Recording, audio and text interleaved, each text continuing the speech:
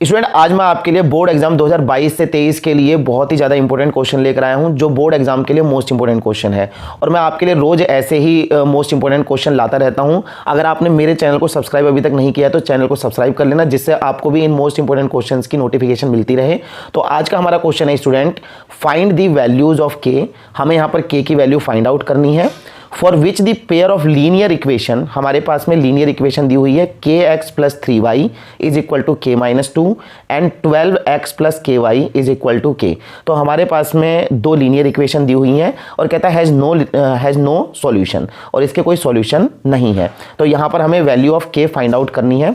तो student linear equation क्या होती है? लीनियर इक्वेशन वो होती है जिनके ऊपर कोई पावर्स नहीं होती हैं। जैसे इस वाली इक्वेशन पे भी कोई पावर नहीं है, इस पर भी कोई पावर नहीं है, तो ये हमारी बन गई लीनियर इक्वेशन। तो सबसे पहले स्टूडेंट हम सॉल्यूशन जब इसका करेंगे तो हम सॉल्यूशन में क्या करेंगे स्टूडेंट, सबसे पहले इनकी हम जो लीनियर इक्वेशन की जो जनरल फॉर्म होती है उसे हम यहाँ पर लिख लेते हैं। जनरल फॉर्म होती है student ax plus by plus c is equal to 0।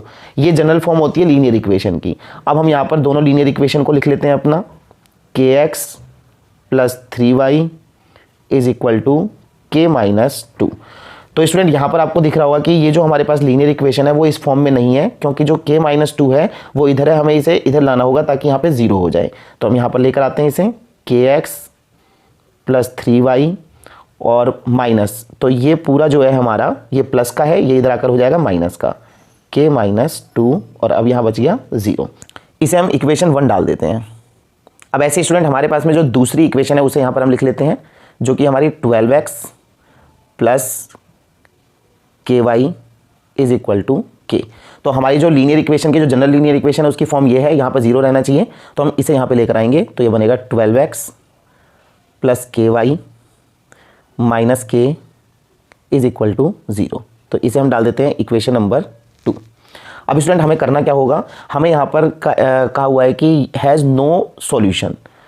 तो नो सॉल्यूशन की जो कंडीशन होती है स्टूडेंट वो क्या होती है, वो होती है हमारे पास में a1 अपॉन में a2 is equal to b1 upon में b2 not equal to c1 upon में c2। तो हमें यहाँ से अब a1 a2 b1 b2 और c1 c2 निकालने होंगे। जो हमारे पास में फर्स्ट इक्वेशन है वहाँ से हमें मिलेगा ये जो x का कोफिशिएंट है ये हमारा a1 है, y का कोफिशिएंट है b1 है, और जो हमारे पास में ये दिख रहा है ये कांस्टेंट ये हमारा c1 है। और दूसरी वाली इक्वेशन में से हमें a2 मिलेगा, b2 मिलेगा और c2 मिलेगा। तो ये हमारे पास x का कोफिशिएंट है, ये हमारे पास में a2 है, y का कोफिशिएंट हमारे पास b2 है, और जो कांस्टेंट है वो हमारे पास c2 है। तो हम यहाँ पर लिख लेते हैं, यहाँ लिख देता हूँ मैं इसे a1। तो a1 कितना है स्टूडेंट हमारे पास, x का कोफिशिएंट पहली वाली इक्वेशन में ये हमारे पास k, और हमारे पास a2 कितना है, a2 दूसरी इक्वेशन में x का कोफिशिएंट 12। हमारे पास में b1 कितना है, b1 है स्टूडेंट क्योंकि फर्स्ट इक्वेशन में जो हमारा y का कोफिशिएंट है वो होगा हमारा b1, तो 3। b2 कितना है, दूसरी इक्वेशन पर आ जाओ, b2 है y का कोफिशिएंट k। c1 कितना है, c1 हो गया स्टूडेंट हमारे पास पहली इक्वेशन में जो कांस्टेंट है माइनस k माइनस 2, तो माइनस यहाँ पे ब्रैकेट में k माइनस 2।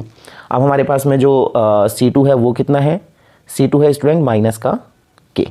अब हम क्या करेंगे, इन सारी वैल्यूज़ को हम क्या करेंगे, ये जो हमारे पास नो सॉल्यूशन की कंडीशन है उसमें हम यहाँ पर पुट कर देंगे। तो यहाँ पर आप ब्रैकेट में ये भी लिख लेना नो सॉल्यूशन, ये ब्रैकेट में हमने क्लोज कर दिया।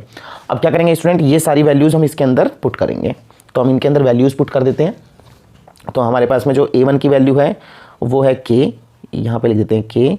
a2 की वैल्यू है 12 इज इक्वल टू, b1 की वैल्यू है हमारे पास 3, b2 की वैल्यू है k not equal to, c1 की वैल्यू है हमारे पास में माइनस k माइनस 2 अपॉन में माइनस का k। तो माइनस से माइनस हमारा कैंसिल हो जाएगा।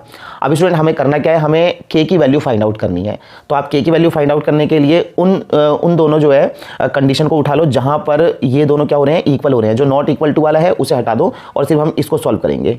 k अपॉन में 12 इज इक्वल टू 3 अपॉन में k। तो स्टूडेंट अब यहाँ पर अगर हम इसका क्रॉस मल्टीप्लाई करते हैं तो क्या होगा हमारा k का, अब मैं यहाँ पर सॉल्व कर देता हूँ इसे। जब मैं इसे इससे मल्टीप्लाई करूँगा तो ये बनेगा हमारा k² इज इक्वल टू, इससे मल्टीप्लाई करेंगे तो बनेगा 36। अब स्टूडेंट आपको पता होगा कि जो ये हमारे पास में स्क्वायर है उधर जाके स्क्वायर रूट बन जाएगा, k equal to under root में 36। अब हमारे पास यहाँ जाएगी के की वैल्यू, क्योंकि जब हमारा स्क्वायर रूट से कोई नंबर बाहर निकलता है, इसका परफेक्ट स्क्वायर 6 बनता है स्टूडेंट 36 का, तो ये बन गया 6, और क्योंकि हमने इसे स्क्वायर रूट से बाहर निकाला है तो ये प्लस माइनस में आएगा। तो हमारे पास में के की 2 वैल्यू आ गई, +6 और -6। तो स्टूडेंट यही हमारा आंसर होगा। तो स्टूडेंट ऐसे ही मोस्ट इंपॉर्टेंट क्वेश्चन मैं आपके लिए रेगुलर बेसिस पे लाता रहूँगा। आप मेरे चैनल को सब्सक्राइब कर लेना, जिससे आपको नोटिफिकेशन मिलती रहे। और ये स्टूडेंट मोस्ट इंपॉर्टेंट क्वेश्चन हैं जो बोर्ड एग्जाम में 101% पूछे जाएंगे। तो स्टूडेंट अगर आपको मेरा वीडियो अच्छा लगा हो तो वीडियो को लाइक, सब्सक्राइब और शेयर जरूर करना। Thank you.